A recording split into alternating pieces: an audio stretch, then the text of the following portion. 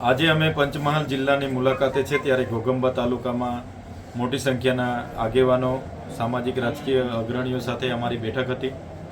ત્યારે અહીંના અનેક સમસ્યાઓ અમારી સમક્ષ આવી છે, જેમ કે શિક્ષકો નથી, ઘણી શાળાઓના ઓરડાઓ નથી, અહીંયા એકલવ્ય મોડલ શાળાઓમાં હિન્દી ભાષી શિક્ષકો છે, જેના કારણે વિદ્યાર્થીઓને અભ્યાસ કરવામાં ઘણી તકલીફો પડે છે।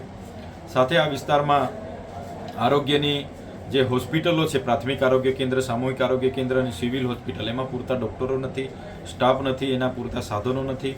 સાથે રોડો દર વર્ષે બને છે, પણ વરસાદના પહેલા જ વરસાદે રોડો બધા તૂટે છે, નાળાઓ તૂટે છે, એટલે એવા નળ સે જલનો એટલા મોટા કરોડોના ખર્ચાઓ થયા, પણ આજ દિન સુધી નળોમાંથી પાણી નથી આવતું।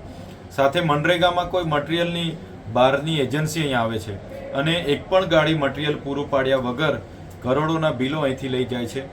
તો આવી તો અનેક સમસ્યાઓ, પાણી પુરવઠાની કરોડોની યોજનાઓ, છતાંય લોકોને ન્યાય નથી મળતો। ત્યારે ચોક્કસપણે હું માનું છું કે વર્ષોથી અહીંયા ભાજપનું શાસન છે, એમના તાલુકા પંચાયત, જિલ્લા પંચાયત, અહીંના ધારાસભ્ય, સાંસદ અને ગુજરાતમાં એમની સરકાર છે, કેન્દ્રમાં એમની સરકાર છે।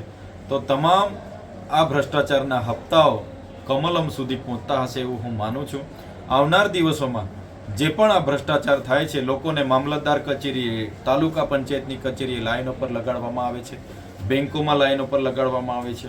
આ તમામ પ્રશ્નોના ન્યાય માટે મને લાગે છે કે આવનાર દિવસોમાં આ વિસ્તારમાં અહીંના સ્થાનિક આગેવાનોને સાથે રાખીને ખૂબ મોટા આંદોલનો કરવા પડશે, તો જ લોકોને ખબર પડશે કે તો જ આ સરકારના કાન ખુલશે એવું હું માનું છું।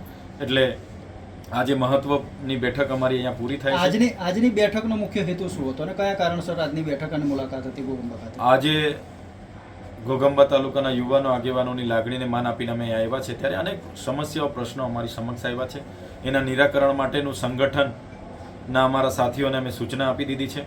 સાથે આવનારી તાલુકા જિલ્લા પંચાયતોમાં પણ ઘોગંબા તાલુકા પંચાયતની તમામ બેઠકો અને જિલ્લા પંચાયતની તમામ બેઠકો પર ઉમેદવારો અમારા રહેશે અને આવનારી સત્તામાં આમ આદમી પાર્ટી આ તાલુકા પંચાયત કબજે કરશે એવો અમને પૂરો ભરોસો છે।